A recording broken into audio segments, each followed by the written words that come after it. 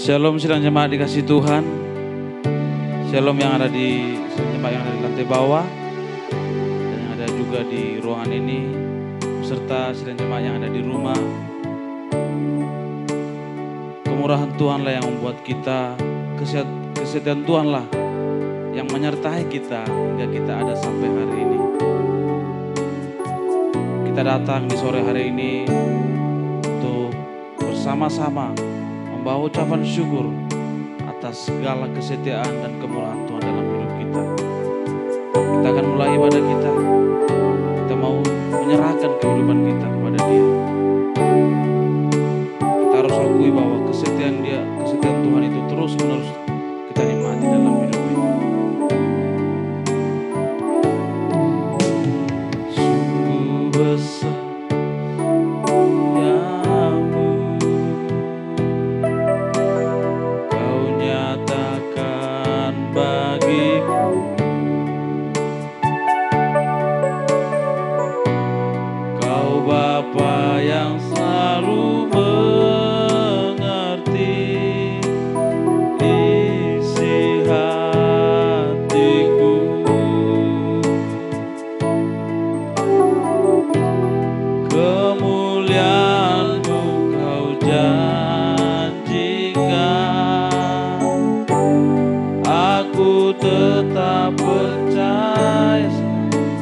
pujian dari awal. Sungguh besar setiamu, Kau nyatakan bagiku.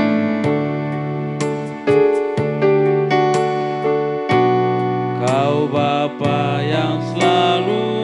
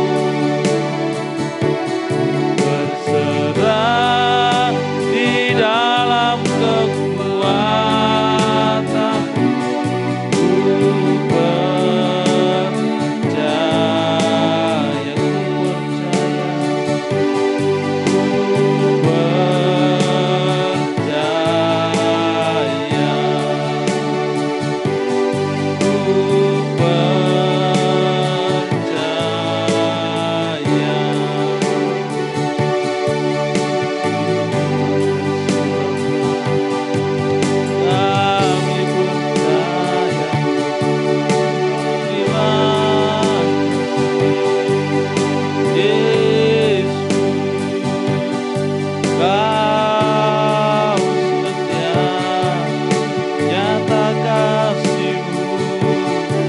Terima kasih. Glory bagi-Mu Bapa. Glory bagi-Mu. Terima kasih.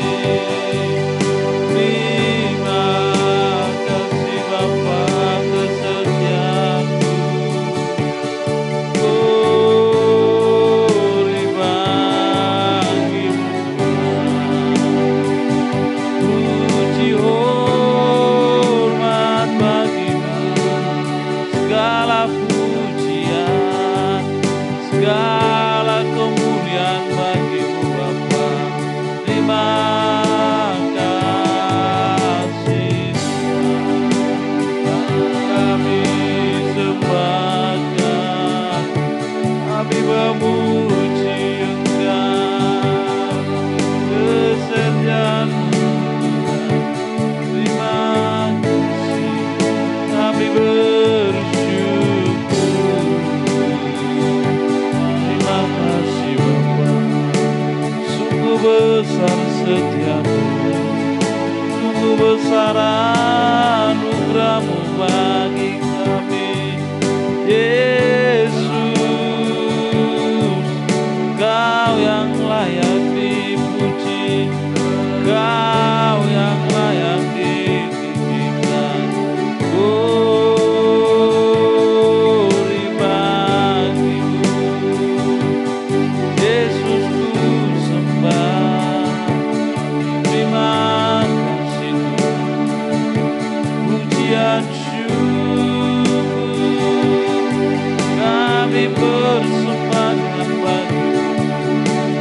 Yesus Raja kami. Yesus Tuhan. Terima kasih Bapa. Puji hormat bagi-Mu. Yesus, kami datang menyembah-Mu. Kami datang membawa ucapan syukur. Ini kami Bapa, ini kami datang menyembah-Mu. Yesus, Yesus ku sembah. Glory, glory bagi-Mu. Haleluya, haleluya. Syukur bagi-Mu. Terima kasih. Terimalah ucapan syukur kami. Terimalah Bapa. Terima kasih. Kemuliaan hanya bagi-Mu. Pujian syukur bagi-Mu. Terima kasih.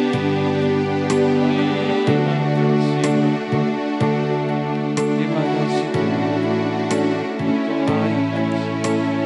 Engkau layak puji Bapa. Terima kasih Tuhan. Sudah menghadirkan Tuhan awal persembahan syukur kepada Tuhan. Gunakanlah kesempatan ini untuk datang menyembah Dia, mengakui bahwa hanya Dialah yang menolong kita, hanya Dialah penyelamat kita. Segalanya telah diberikan bagi kita, maka tidak ada alasan bagi kita untuk tidak mengucap syukur kepada Dia.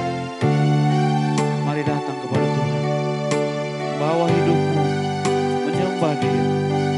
Terima kasih Tuhan. Nyanyikan pujian kita bahwa hanya Dialah menjadi sumber pengharapan kita, hanya Dialah menjadi ketenangan dalam hidup kita. Kemanakah aku dapat pergi menjauhi Roh-Mu yang suci?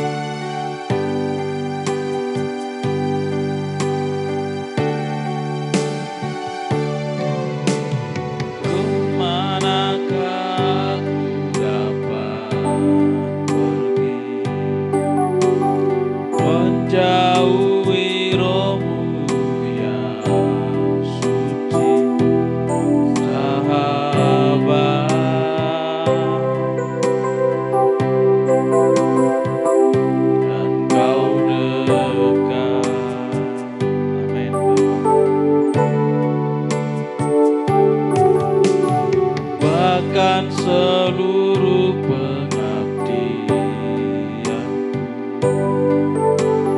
bisa membalas kesetiaanmu, sungguh indah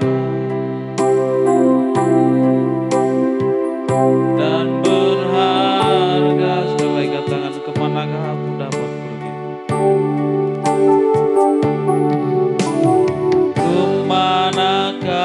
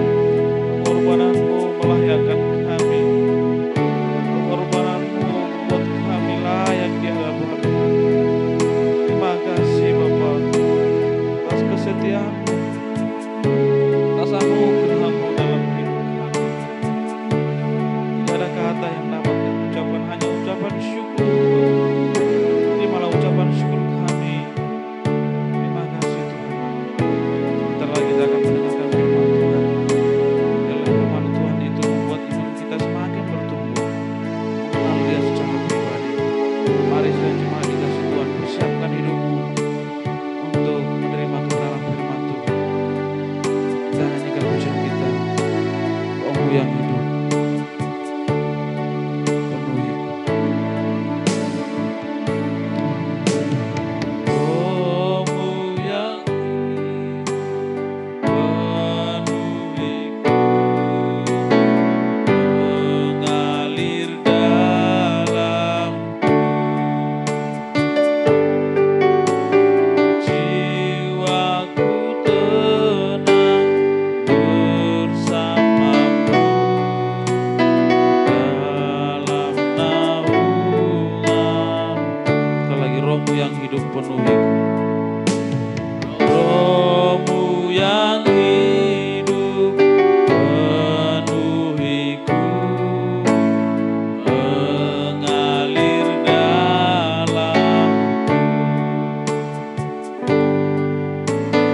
Jiwaku tenang bersamamu dalam naungan. Buka hati untuk jalanku, berserah penuh di hadiratmu. Kau ambil alih seluruh hidupku di altar-Mu, menyembah Roh-Mu yang kudus.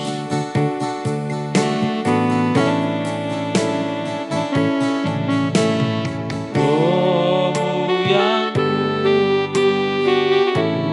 pulihkanku, Engkaulah damaiku. Hidup oleh anugerah-Mu yang menyertaiku, yang menyertaiku, yang menyertaiku. Ku buka hati untuk jalan-Mu, berserah penuh di hadirat-Mu. Kau ambil alih seluruh hidupku di altar-Mu, menyembah-Mu. Buka hati zaman, berserah penuh di hadirat-Mu. Kau ambil alih seluruh hidupku di altar-Mu, menyembah. Buka hati untuk zaman, berserah penuh di hadirat-Mu. Kau ambil alih seluruh hidupku di altar-Mu, menyembah di altar-Mu, menyembah di altar-Mu,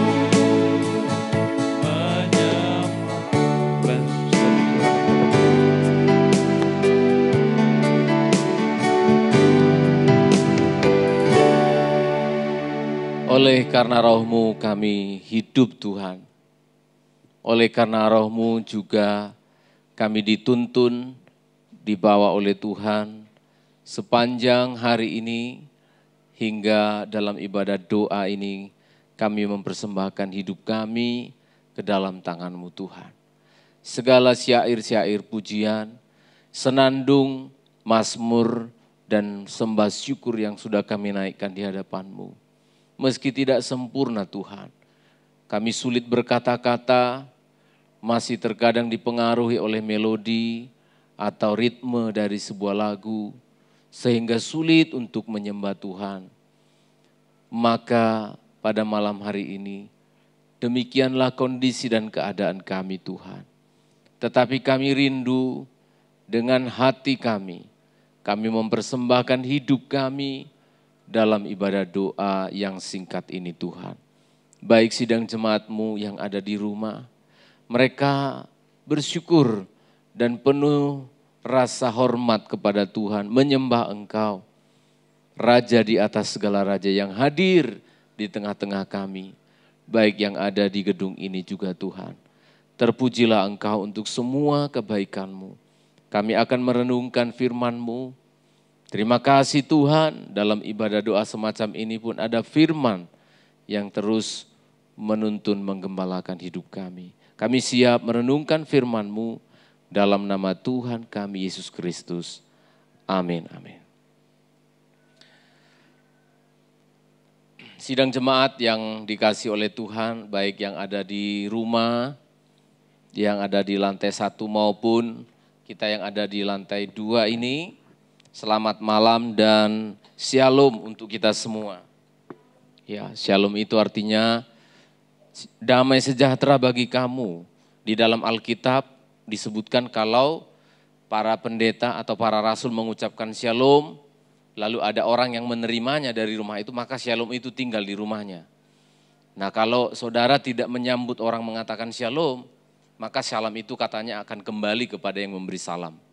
Jadi setiap kali ada orang bilang shalom, langsung diterima dengan kata shalom juga. Karena shalom itu artinya selamatlah, bahagialah.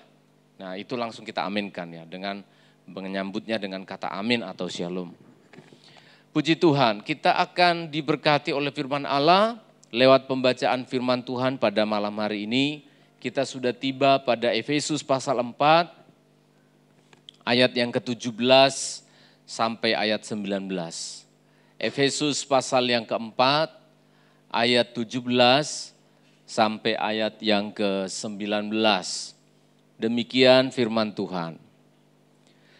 Sebab itu, sebab itu yang minggu lalu, yang sudah kita khotbahkan, yang sudah saya khotbahkan.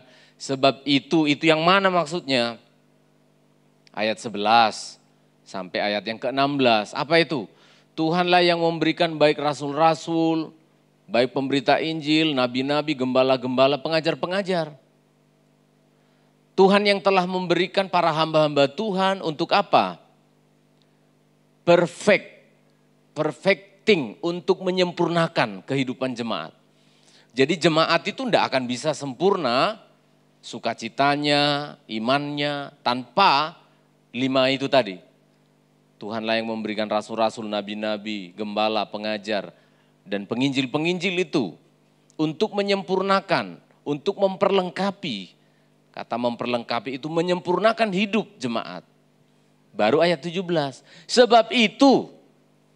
Sebab Tuhan yang telah memberikan karunia-karunia, sebab karena Tuhan telah memberikan para hamba-hamba Tuhan kepada jemaat, maka ayat 17, sebab itu kukatakan, enggak cukup, kutegaskan. Kukatakan dan kutegaskan ini kepadamu di dalam Tuhan. Wow.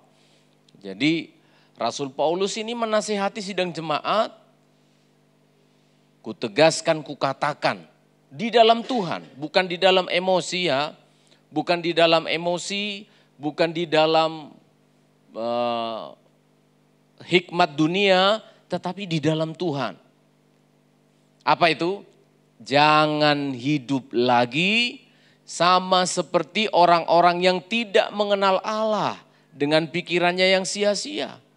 Ada kata lagi ya, jangan hidup lagi. Loh, berarti kemarin masih itu. Ya, berarti 1 jam yang lalu masih itu.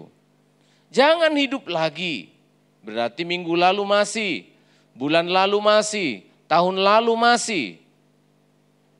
Jangan hidup lagi sama seperti orang-orang yang tidak mengenal Allah dengan pikirannya yang sia-sia dan pengertiannya yang gelap, jauh dari hidup persekutuan dengan Allah.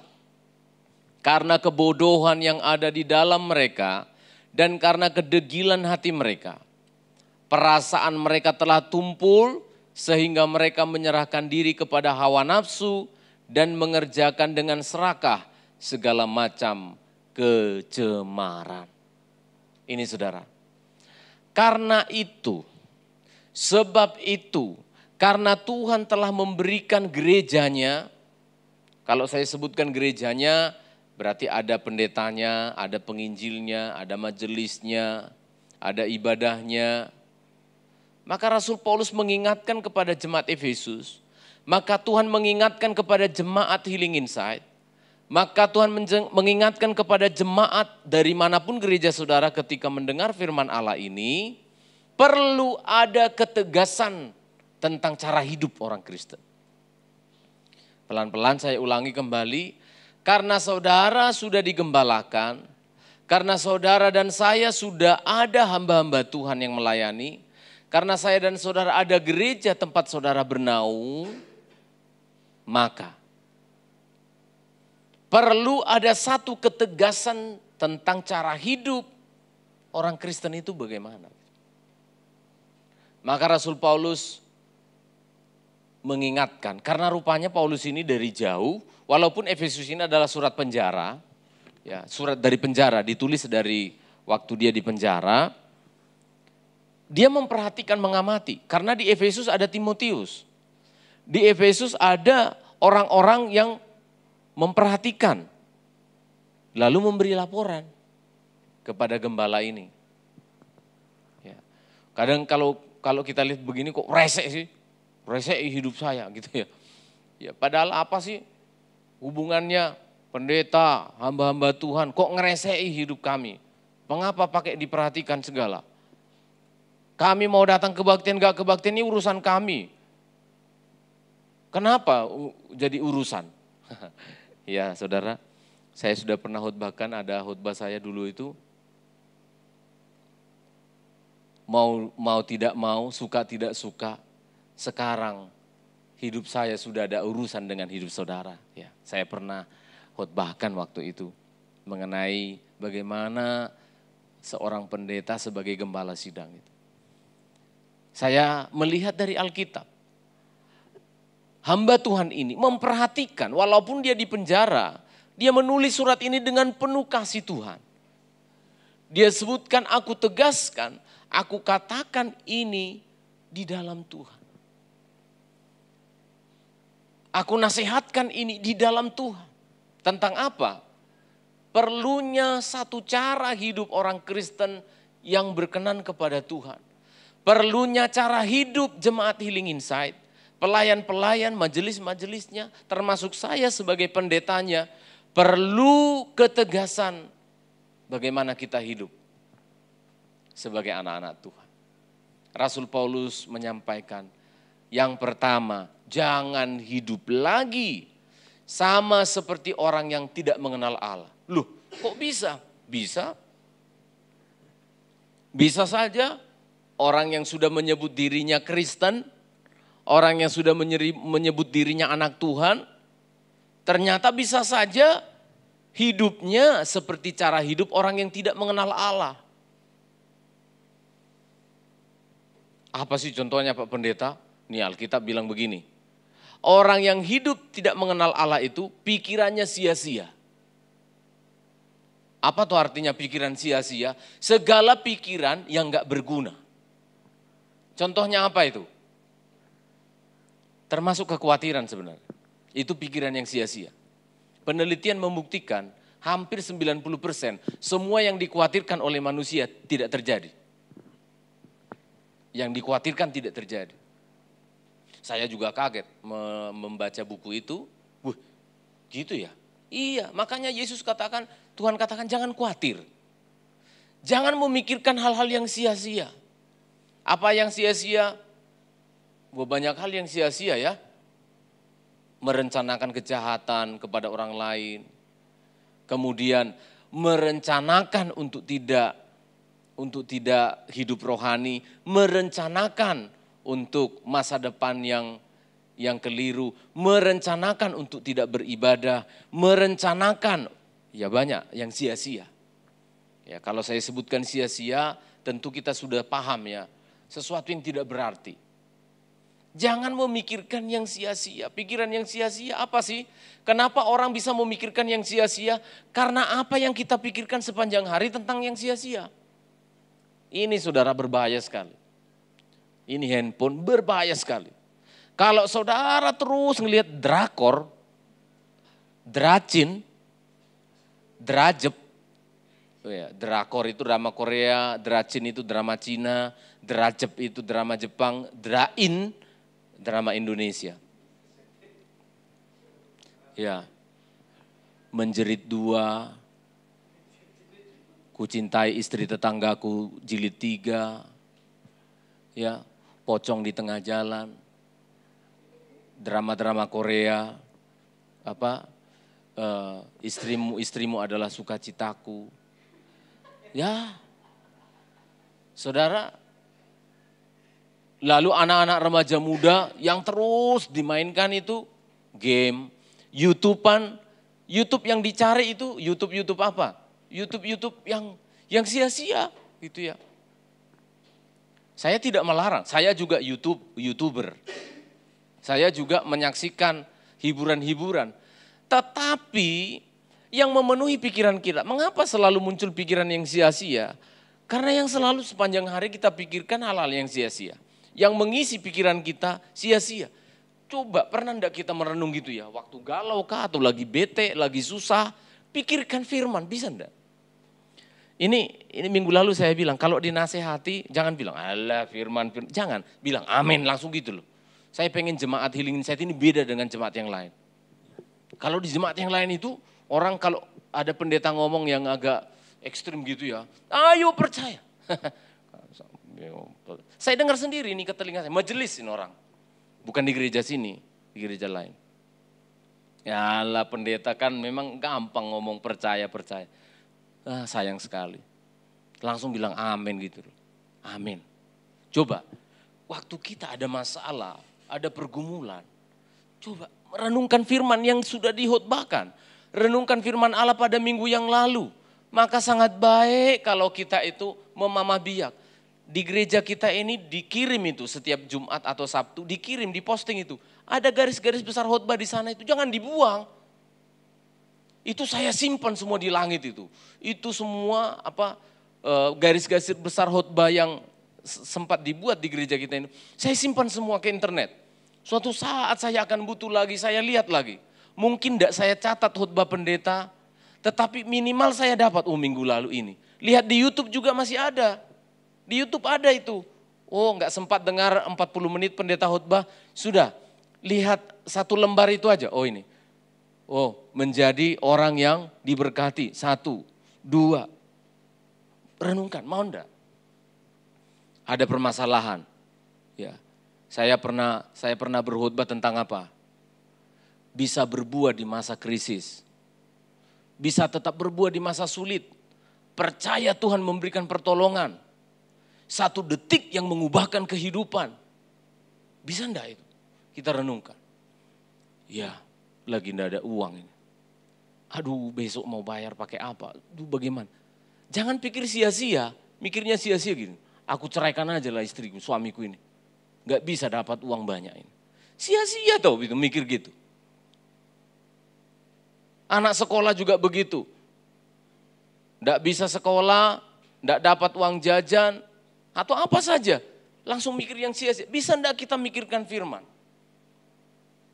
Supaya kita tidak menjadi seperti orang yang tidak mengenal Allah, jangan berpikir yang sukanya sia-sia. Amin saudara? Ayo. Sudah pasti memikirkan firman Allah itu tidak akan pernah sia-sia. Beruntung ya. Beruntung. Baik untuk hidup masa kini maupun hidup yang akan datang. Itu yang pertama. Ketegasan hidup sebagai orang percaya. Jangan berpikir sia-sia.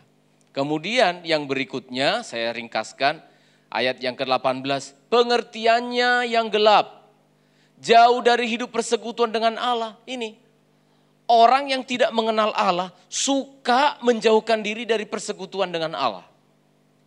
Paling senang, kalau pas Anda ada kebaktian paling senang. Pengumuman tidak ada kebaktian, hore! Ini bahaya. Ini hidup yang susah. Begitu ada kebaktian, kebaktian lagi. Begitu di gereja diumumkan persembahan, persembahan lagi. Kenapa tidak langsung bilang, puji Tuhan, ada waktu lagi untuk saya diberkati oleh Tuhan. Pengertiannya gelap, selalu gelap gitu ya. Namanya orang yang berpengertian gelap, orang yang suka pikirannya gelap kayak apa ya? Sebenarnya bahasa Indonesia ini simple ya. Jangan pikiranmu gelap ya.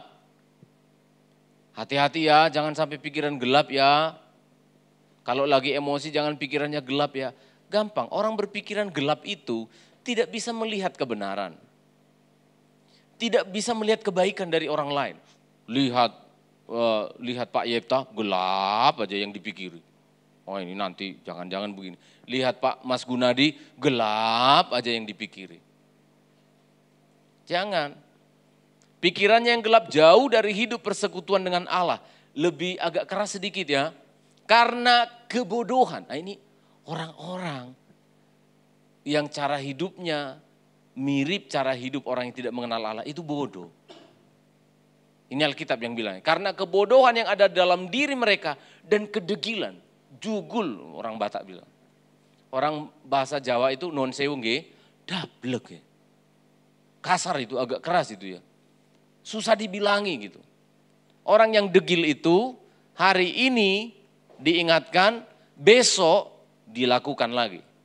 Besok diingatkan, besoknya dilakukan lagi. Degil. Bodoh. Wah saya enggak mau lah dikasih predikat sebagai orang bodoh. Mungkin saya bodoh, tapi ketika orang bilang saya, bodoh. Wah saya bilang, sebodoh-bodohnya saya, tetap saya tidak mau, tidak terima disebut bodoh. Tetapi kita orang Kristen disebutkan kalau hidupmu sama seperti orang yang tidak mengenal Allah, ya kayak gini, paling suka, enggak suka beribadah. Ya, saya dorong terus ini, saya pendeta masalahnya. Jadi kalian marah sama saya enggak apa-apa.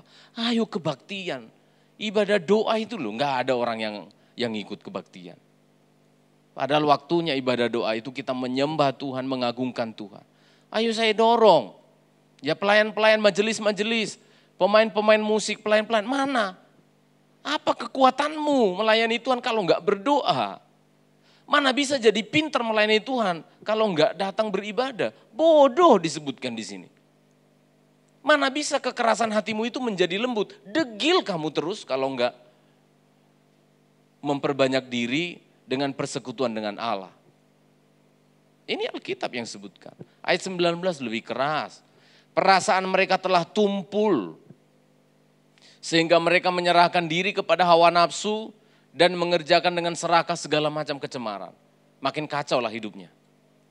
Di kerjaan korupsi, pasangan hidupnya di rumah tapi dia berzina, selingkuhannya banyak, macam-macam.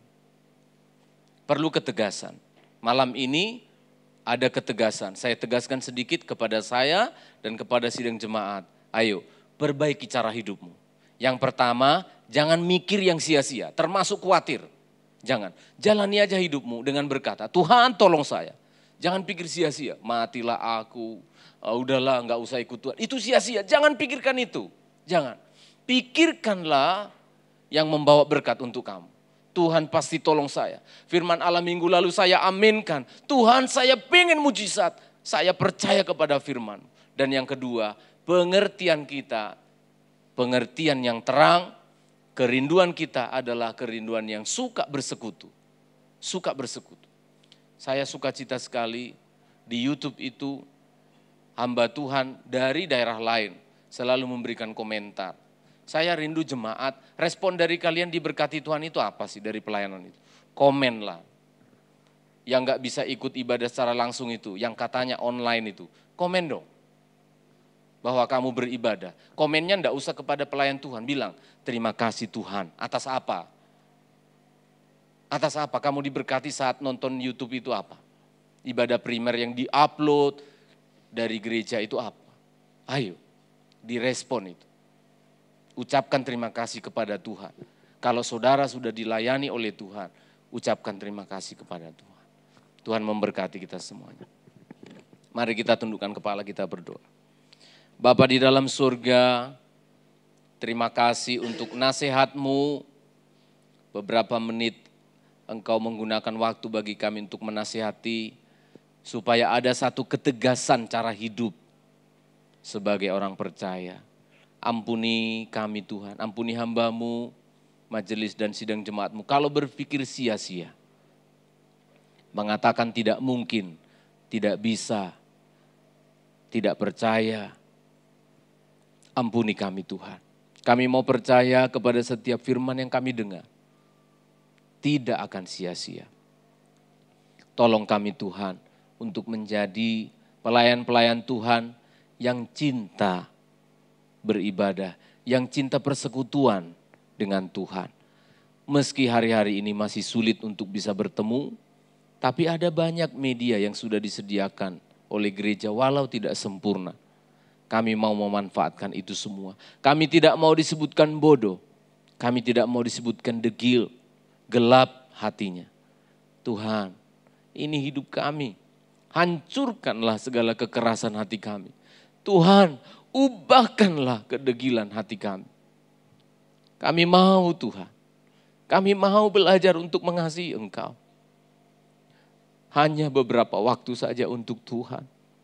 Tapi itu sulit sekali untuk kami lakukan. Ampuni kami majelis-Mu Tuhan. Ampuni kami pelayan-pelayan Tuhan. Itu sebabnya seringkali pelayanan kami tidak berkenan kepada-Mu. Karena kami tidak mau mempersembahkan hidup kami. Pada saat-saat ibadah doa semacam inilah, kami menaikkan syukur kami. Kami memuja dan memuji nama-Mu Tuhan. Terima kasih. Mulai dari hamba-Mu gembala sidang ini. Ubahkan hidupku Tuhan. Ubahkan keluargaku Tuhan. Ubahkan seluruh majelis-Mu Tuhan. Supaya jemaat bisa melihat, majelis pun sungguh-sungguh, beribadah sungguh-sungguh, mencintai Tuhan sungguh-sungguh. Sehingga akan berdampak juga kepada sidang jemaat Tuhan. Ini hidup kami sekali lagi, tolong kami. Kami syukuri untuk firman Allah yang menasihati kami di dalam Tuhan. Terpujilah nama-Mu, kami serahkan hidup kami. Kami serahkan segala pergumulan pribadi, keluarga kami. Pekerjaan kami, nikah, rumah tangga, sidang jemaat. Dan juga pelayanan-pelayanan kami, rencana-rencana Natal dan pelayanan ibadah seminggu ke depan. Ke dalam tangan kasih karunia-Mu. Maka terpujilah Tuhan. Kasih karunia dari Allah Bapa, Sang Putra dan Roh Kudus. Di dalam nama Tuhan Yesus Kristus menyertai kami hari ini. Maranatha sampai Tuhan Yesus datang kembali. Haleluya. Amin, amin. Selamat malam semuanya.